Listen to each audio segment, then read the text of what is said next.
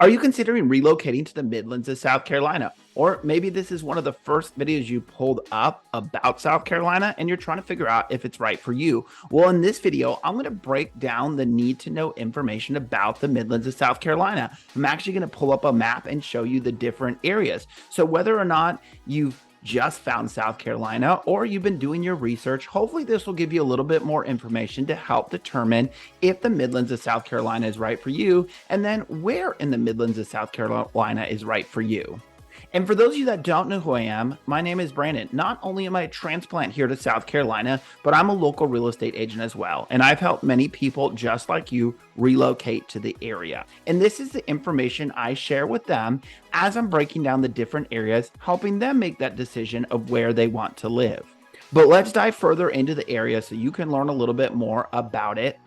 All right, so here is the beautiful state of South Carolina. On the coast, you obviously have Charleston, Hilton Head, Myrtle Beach. You have Greenville up here, Rock Hill close to Charlotte, Aiken down here by Augusta. And then right here in the middle is going to be the Midlands of South Carolina, Lexington, Columbia, and Lake Murray, which is the area we're going to be focusing on. One of the key highlights, as you can already see, about 2 hours from the beach and 2 hours from the mountain. But let's zoom into what is considered the Midlands of South Carolina.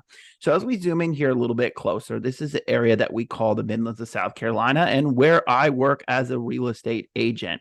And so just to give you an idea of the basics of the area, it is broken down into a couple different counties and a couple different areas that we're going to focus on. On this side of town, you do have Lexington County. On this side of town, you have Richland County. Does push out a little bit further to up here in Kershaw County. And then over going this way on the north side of the lake, you have Newberry County. And on the south side of the lake, you have Saluda County. In this video, we're mainly going to be focusing on Lexington County, Richland County, touching a little bit into Kershaw County, and then all the areas around the lake. Before we dive into each of those areas, as mentioned, Columbia is the capital city of South Carolina. You do have the state capital. Now, what I always tell people is don't get it too confused, as even though it is the state capital, it's not as large of a city as you would imagine. The population of Columbia at the last census reported at 137,541 in 140 square miles. Now, that is comparative to give you an idea of our neighboring city, Charlotte, North Carolina, at 879,709 for a population. So as you can see, even being a capital city, the size is much smaller. Now, of course, some very important things to know that are in the city of Columbia outside the state capital. You do have the University of South Carolina in there, as well as Fort Jackson. And then again, over in Lexington, Lake Murray, the 50,000 acre play place. Now, before we dive into the different areas, a lot of people ask me, who are the main employers in the area? So when you pull the stats of most employees, what pulls up between Columbia and Lexington, you have the state of South Carolina, of course, with the capital state employees, things like that. Prisma Health, which is a hospital system. Blue Cross Blue Shield, who does have a hub right over here in Columbia. The University of South Carolina, Fort Jackson, and then rolls into this public schools. In Lexington, you have Lexington Medical Center, Michelin and the U.S. Foods Plant, an Amazon distribution facility, and Nephron Pharmaceuticals. And then, of course, the recently announced up here in Blythewood is going to be that Scout plant that's expected to bring about 4,000 jobs to the area. Now, as far as hospitals go, we have a couple different hospital systems within the area. We have Prisma Health that I mentioned during the jobs. We have Lexington Medical Center. And then recently, MUSC, the Medical University Center of South Carolina, did buy out Providence. Where those lie is you have a couple different places. Downtown here in Columbia, you're going to have MUSC as well as two different Prisma. You have the large Prisma, which is going to be the pediatric center, emergency room, all of that. You have the smaller Prisma Baptist, as well as, again, MUSC does have a facility down there as well. Lexington Medical Center does lie right over here in West Columbia, right off the Interstate 26. That's going to be Lexington Medical Center, their facility there. They do have an emergency room as well. And then up here, you do have Prisma Park Ridge. That's going to be right here in the Irmo area. Does have an emergency room in there as well. And then up here in the northeast, you have two different ones. You're going to have the new Lexington Medical Center Northeast facility up in the Blythewood kind of region. And then as well as you do have in the same region that MUSC that used to be Providence. Throughout the different areas, you do have different medical offices and things like that of all the varieties. But those are kind of the main ones. And then lastly, you have the VA hospital, which is going to be right over here by Fort Jackson in the Forest Acres area. That's a VA hospital, Dorn VA. So that's kind of the main medical facilities outside, like I said, the doctor's offices, doctor care, and then all of their little smaller medical facilities, urgent care, things like that that are spread throughout. But now let's dive into the specific areas, and we're going to start over here in Richland County, and then we'll head over to Lexington County as well as Lake Murray. So let's zoom in a little bit closer up here. And as I said, we are going to touch a little bit up here in Kershaw County, just where these areas kind of overlap. For reference, Richland County is 772 square miles with a population at the last census of 416,147. But let me zoom in here just a little bit. All right, so let's get started in downtown Columbia, and then we'll move to the northeast part of Columbia, kind of share with you what's going on over there as well. So downtown Columbia here, as I said, the capital is down here. You do have Main Street, which has a ton of different restaurants, shopping, and the famous Soda City Market, where they close down the street every single Saturday morning for an outdoor farmers market with food, local vendors, and so much more. University of South Carolina, which is going to be all within this area over here, and then the stadium right over here. Across from it, as you can see, the South Carolina State Fair. So the fairgrounds is used for a ton of different things, but every October, the state fair does come right here to this area. So my other videos, I've talked about Seger Park, the Bull Street district. So this is a new district, and within there, they do have Seger Park, where the Fireflies baseball team plays. In one of my top things to do videos, I talked about Riverbank Zoo and Garden right here. And then, of course, split in between Lexington and Richland is the Congaree River right here. But as we zoom in a little bit further and head this way, we do have one area I'm going to highlight, Forest Acres. I do get a decent amount of calls about Forest Acres. A little bit more about Forest Acres in and of itself is that it has a population of, from the last census, of 10,606, and their current average price is around $293,000. Now that varies here in Forest Acres. You do have a lot of homes that are a lot more expensive, and you have some that are lower. So you do have quite a bit of mix in there. And as you can see, it does have our Whole Foods Market, Trader Joe's, and some other niche stores very similar right over here in Forest Acres. Now we back out a little more and head to what we consider Northeast Columbia. You will often hear people reference Northeast Columbia, and this is what they're referencing, is this area up here. Within that, you have a bunch of different little areas, but again, big referenced as Northeast Columbia. And then as well, heading up 77, if you continue up this, it'll take you to Charlotte, but you have Blythewood, where I talked about that scout plant will be, and we'll break that down a little bit more. You have up here Elgin, and this is where it eventually switches to Kershaw County. Again, we'll touch on that in a little bit. But up here in the Northeast Columbia, you have a ton of different master plan communities. You can see one right there at the top, Lake Carolina. This master plan community is made up of tons of different communities in it of itself. It does have the man-made lake in it. I'm currently working on a video breaking down all the different areas of Lake Carolina. You have the Windermere Club over here on this side, ton of different golf courses, and you have a bunch of different neighborhoods here around Longtown that encompass this area and do sit around the golf course. As we go south here, we have another golf course neighborhood, Wildwood. Around Wildwood, you do have a golf course around there. And then as you can see right here on the other side of it, Sesquicentennial State Park. Just above that, Spring Valley Country Club, another golf course community. As I said, there's a bunch of them over here in Northeast Columbia. And then we head up to the east a bit more here, and you have Wood Creek Farms, another large master plan community that I did talk about in my top neighborhood series. going to be another golf course neighborhood as well. And then just south of that, as you can see, is going to be Fort Jackson, the military base. As far as shopping up here in the Northeast Columbia, you have what is called Sand Hills Mall. It's going to be in Villages at Sand Hill Outdoor Mall. As well, you have a ton of other things around it. You see Home Depot, Sam's Club, Publix, Walmart, and so much more. So this is one of the big shopping hubs up here in northeast part of Columbia. So as we zoom out a little bit more, we're going to head up here towards Blythewood, as I talked about a little bit before. So up here in Blythewood, another golf course community, Cobblestone Park. As I mentioned in one of my past videos, the Scout Motors is going to be right here in this section, just south of Blythewood Road, taking up a good chunk of sections in here.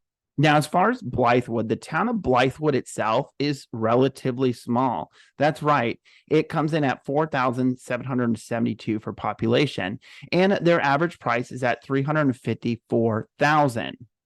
Downtown, you're not going to find too much. You're going to find some grocery stores, fast food. They do have a little downtown with an amphitheater and things like that. But a majority of your shopping is going to be down here off of Killian. So here off of Killian, you're going to have a bunch of realistically different car dealerships, but then you also have Kroger Marketplace, as you can see, Freddy's Frozen Custard and Steak Burgers, other restaurants, fast food, so much more. You do have Lowe's Home Improvement, as well as the new Lexington Medical Center Northeast. And then just up the road here, heading towards Blythewood, is where you will run into the town of Blythewood and the award-winning Blythewood High School.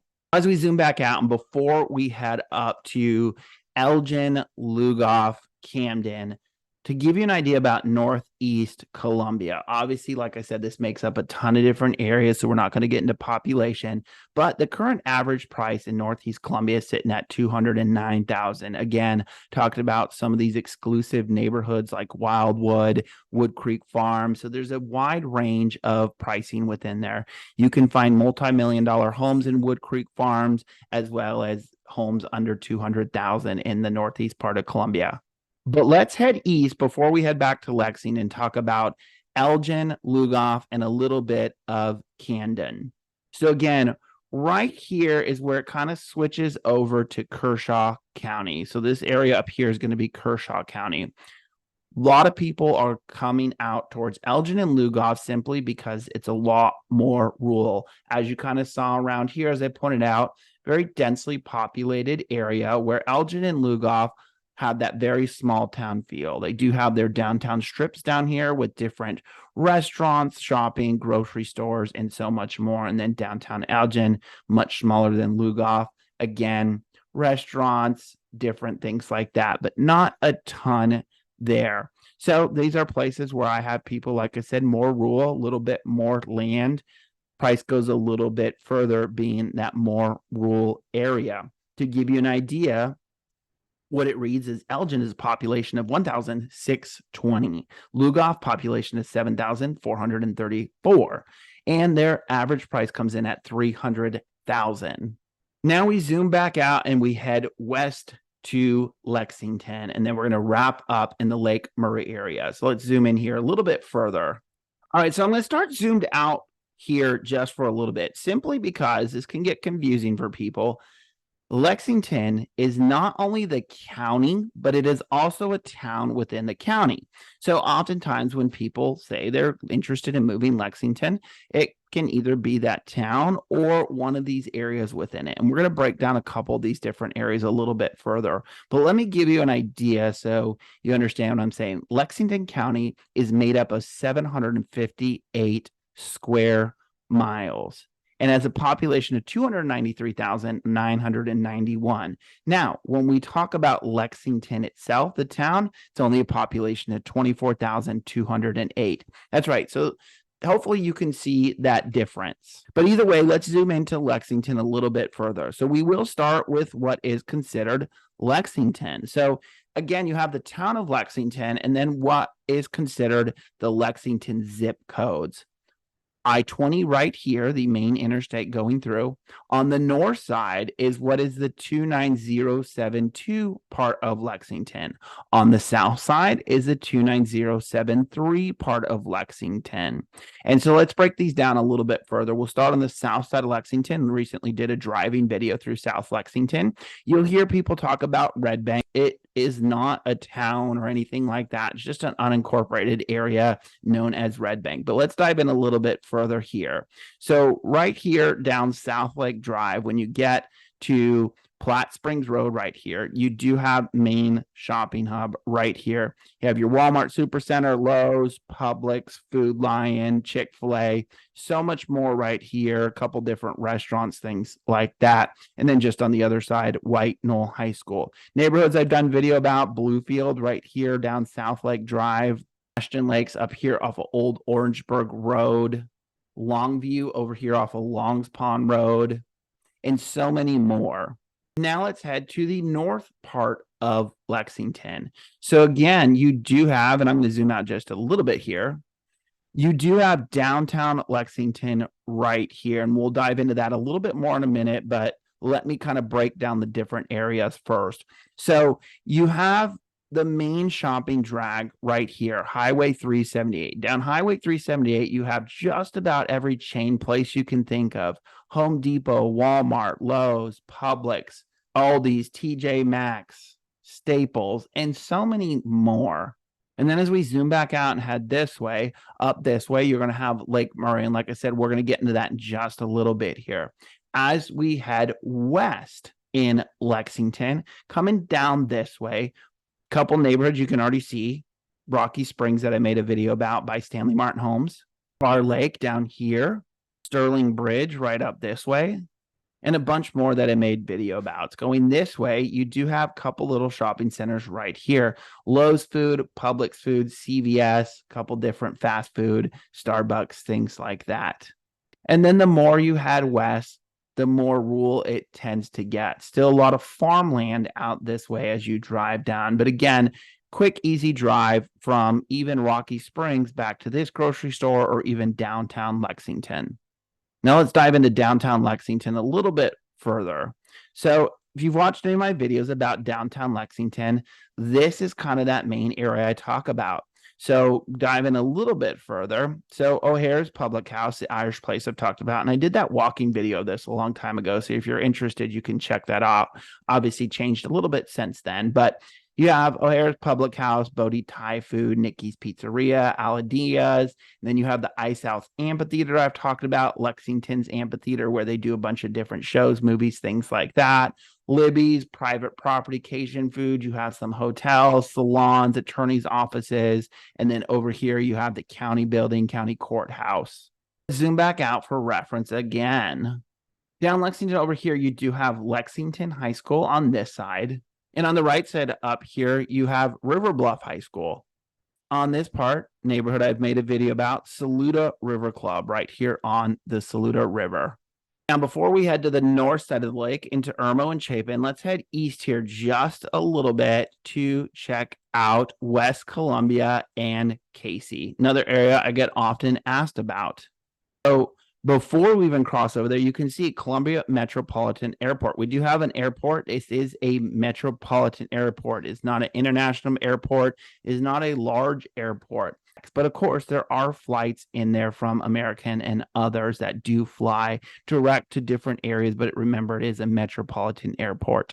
But either way, let's dive into West Columbia and Cayce over here. Over here in West Columbia and Cayce, you have a really lot of neat stuff, including the Columbia River Walk Park.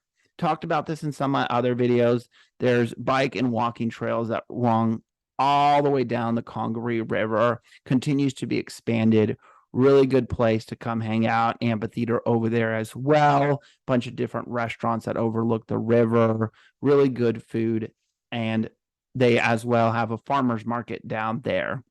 But to give you an idea again about West Columbia and Cayce, so let's get started with West Columbia. Population of 14,988. Cayce, a population of 13,789, with an average price point of 247,000. This area is going to be made up of a lot of older established homes, a lot of brick ranch homes. You'll see tons of them in this area. Of course, there are a couple newer neighborhoods around the area, but again, a lot of older established in West Columbia and Cayce. Now let's zoom out and let's head to the north side of the lake. We're going to talk about Irmo and then we're going to head up to Chapin. But let's get started with Irmo. So before we dive into the information about Irmo, you do have Irmo over here. It is made up, you will see this when searching, it is made up of part Columbia zip code. So you will see some areas that are considered Irmo, but they do have a Columbia zip code. So they'll have a Columbia address. Right here in Irmo, we have what is called the Columbia Anna Center in Harbison. Harbison is this community around here, and a lot of times people reference shopping in Harbison. Right here in Harbison, they have pretty much every chain place you can think of. As we zoom in here, you'll start to see more and more of these places that I talk about. Longhorn Steakhouse, BJ's Restaurant and Brew House. You have Olive Garden, Bonefish Grill. You have your Walmart, your Sam Club, Publix, TJ Maxx, Target, Kohl's. Up here, you do have the Columbiana Center, which is a mall that has a Dave & Buster's in it, Belk. And then on this side, as you can see, you have Home Depot and our Costco. That's right. There's one Costco for the area, and this is where it is. So again, just about every chain shopping you can think of, really close to this whole Irmo area that I talk about. I have done a driving video about Irmo where you see me drive down Lake Murray Boulevard, Bush River, cut through by Saluda Shoals Park, another park that has access to the Saluda River. St. Andrews down here. Those are kind of the main drags up in there. And then, of course, you have on the upper part of Irmo over here, you do have the YMCA, neighborhoods like Chestnut Hill Plantation, some neighborhoods that line up along the Broad River, including the new Stanley Martin neighborhood, River Shoals, that I made a video about. As well, up here, you're going to have the neighborhood of Ascot. I made a video about in the past, had a lot of people ask about that neighborhood, the neighborhood that has the horse farm within it, Creekside Farms Stables. And I always tell people this side of Irmo over here is a little more rural, where, like I talked about, over on the other side, we have those older established neighborhoods, things like that, a little more densely populated. We're over here, you got a lot of these two-lane roads cutting through the trees and things like that. Just tends to feel a little more rural on this part, what a lot of people refer to as the Dutch Fork side of thing, because it's zoned for Dutch Fork High School. But that's this side over here, Dutch Fork High School, as you can see over here. Since we're on that topic, back here, you will see Irmo High School right in here. A little bit more information about Irmo. Irmo comes in at a population of 11,758, and their average price is $201,000. Again, I've talked about this before in some of my other videos. Outside of Harbison, which is this little community here that I talked about, a lot of Irmo is made up of older established neighborhood. You're talking homes built in the 60s, 70s, 80s. A lot of these were built with the mindset of no HOA. So a lot of these neighborhoods you will find in here, Coldstream and many others, have no HOA and tend to have a little bit larger lots. And being older homes, you have those tree-lined streets. And a lot of different character actually sold a home in one neighborhood called Whitehall, and it actually had an atrium when you walked in. It was pretty neat. Like I said, lots of homes with character. But either way, let's continue up to the north side of the lake. And so if you've ever driven out here, gone through one of my driving videos where I drive from Lexington to Chapin, as you kind of leave Irmo here and you head up Highway 6 down this two-lane road, you're going to come to an area called Ballentine. This is what is called Lake Murray of Richland. Lake Murray is made up of 4 different counties, and there's a section just the way those county lines are drawn, that this part becomes Richland County. Right there in downtown Ballentine, you do have your Walmart, you have Chick-fil-A, some restaurants, shopping, things like that. So outside of Harbison, this is another convenient shopping place if you're up here in this Dutch Fork area, or even if you're in the early parts of Chapin or Lake Murray, Richland over here. But either way, let's continue out to Chapin. That's another area I want to focus on. A lot of people ask questions about Chapin. So Chapin comes in at a population of 1,849, and their average price comes in at $396,000. Now let's zoom into Chapin just a little bit more, and then we'll break down the areas a bit. So Chapin has been an ever-growing area since we moved here. You have Columbia Ave, which is kind of the main drag in from the interstate, and then you have Chapin Road right here. And within this, you have a bunch of different shopping restaurants, the high school right here, Chapin High School, but you have Chop House of Chapin, Catch 22, you have some coffee places, you have a Publix, Lowe's Food, Walgreens, fast food, tons of different things. It has been announced they're in the process of actually widening Columbia Ave, because right now I tell people, they often ask when they're looking for walkable downtowns. It's a little bit struggle to basically walk downtown Chapin right now, just simply because Columbia Ave is a 2-lane road. Chapin, they do have a little bit of downtown shopping and things like that around here that you can walk around, but it's not simple. I'm hoping once they do widen that it does make it a lot more accessible to basically walk down this entire strip here. But either way, Farm Boys up here, I know I've talked about that one of my videos, really good barbecue. But let's zoom out and go a little more into what makes up Chapin. If we come down here in Chapin, I always tell people coming from California, Chapin reminds me of a mountain town. And what do I mean by that? Because you have all these fingers of the lake.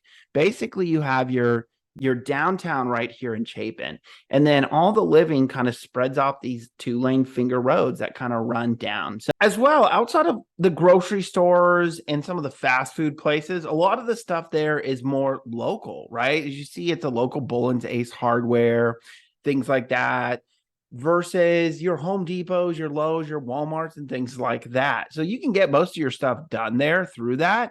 But of course, if you're looking for those bigger type box stores, you're going to have to kind of head back. And you got two options, right? I talked about in Ballentine, the Walmart over there, and then heading back to Harbison is where you're going to get, like I said, the Costco, the Home Depot, the Lowe's, all of those types of things. Just depending on where you're at, from downtown Chapin, I would say to Harbison is probably about 20 minutes. They're in the process of widening 26, make it a little bit quicker. But if you're down this cove this way, then you're a little bit closer because there's a way to cut to the interstate, or you can even just come through Ballentine to Walmart and cut through this way. So you have a couple options out of there. Again, you can get most of your stuff done right downtown in Chapin, but those bigger stores you're going to have to drive out of. So as you can see right here, Timberlake, this is another golf course community and the only golf course right here on Lake Murray. That's going to be down this run right here. Down this one, you have a couple neighborhoods I made videos about. Palmetto Shores by Mungo Homes, Wessinger Farms, made up of both Mungo and Eastwood homes.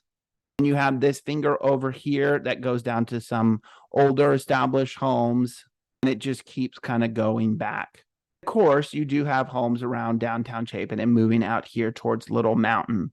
With that said, let's dive into Lake Murray a little bit further because I often get a lot of questions about Lake Murray. I made an entire video series about Lake Murray itself.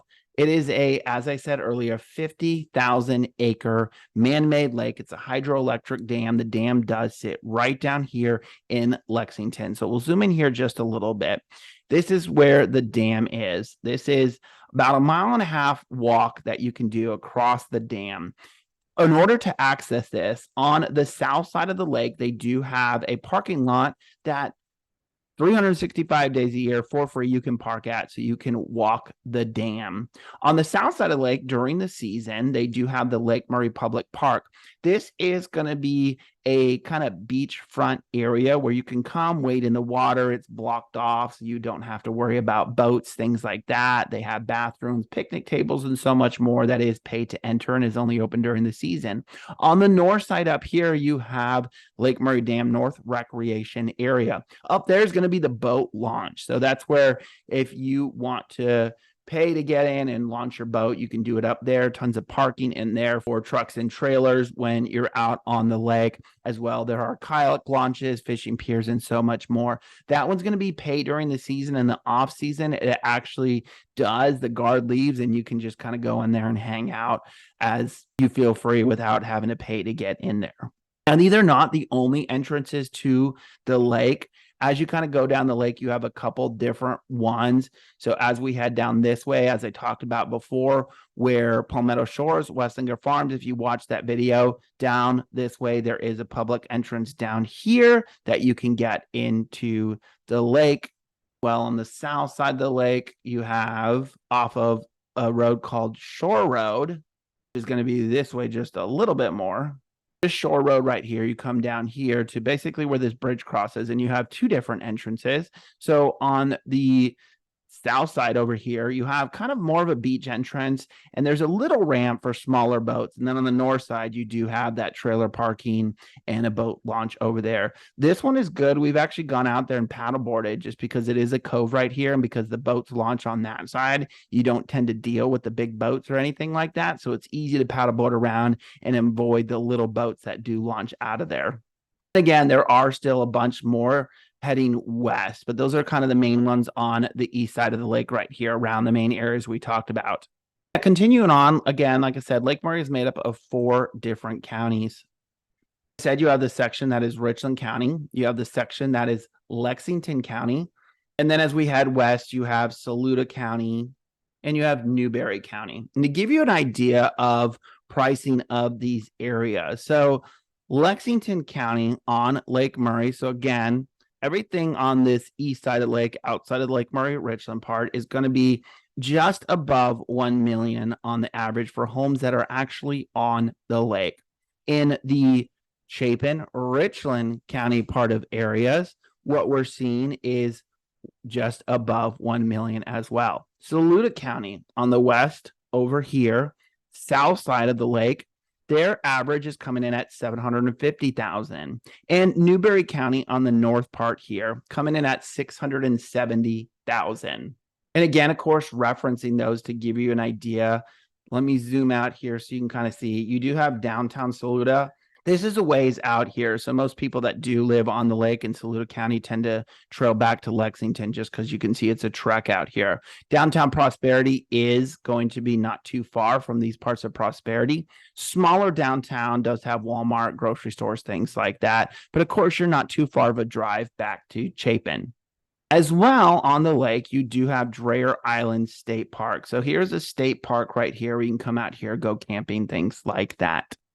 The other question I get asked about is where to stay on the lake, where to, go to explore the lake. So I've talked about this before and recently made a video talking about how there is a proposal to put some hotels over here because at this point, essentially, there are no hotels on the lake, right? You will find some Airbnbs on the lake if you did want to spend some time on the lake and stay there, but there really isn't, again, any hotel to stay at. There are basically, let's call it 2 different main restaurants that I will say on this side of town. So you have Liberty on the Lake and Catfish Johnny's. Liberty on the Lake is kind of American type food, burgers, things like that. And Catfish Johnny's does have a bar there as well as some seafood over there. Not a fancy seafood restaurant of any kind of means, but there's that. You do have some over here on the west side, as well as there's been some announcements that some of them are going to be revitalized. There used to be one called Afraid Not up here that went closed years ago. It still sits there, so does it ever get revitalized as well? Not sure. Then, of course, people often ask about marinas. There's a couple different marinas on the lake. You do have over by Liberty on the lake. As I said, over here, they do have a marina right there where it is, as well as a boat club. with Lighthouse Marina over here just around the corner. As we head south down here, you do have Jake's Landing, and heading out this way where you see this Highway 378 grill, you have South Shore Marina, Hollow Creek Marina. So you have some here, and some of these do offer boat rentals as well. So if you wanted to rent a boat and take it out, and we've done that ourselves, I know. So with that said, I always tell people with the lake, because of that, because there's not that big touristy kind of feel to it, it keeps the lake pretty private feeling. That's right. If you go out during the summer, during the week, you almost feel like you got the lake to yourself. That's right. Unless it's like a holiday weekend or something kind of event going on, fishing tournaments, the lake really doesn't get crazy crowded. You will have congregations from time to time. Balm Island here, talked about this before. You have the Purple Martin Roost that happens here every single summer on Balm Island. If you haven't seen it, it's pretty neat. You come out here and there's just thousands of these purple martins that just start circling around you over here. And so most of the time that happens, you get a congregation of boats that kind of circle around to watch it at sunset. Then they all kind of go their separate ways. But again, you almost feel like you got the lake to yourself when you go out there. Like I said, I know we've rented boats out here, taking them out during the summer. And, you know, every once in a while you're waving at someone, but it's not jam-packed like some of these lakes I've been to that are more touristy.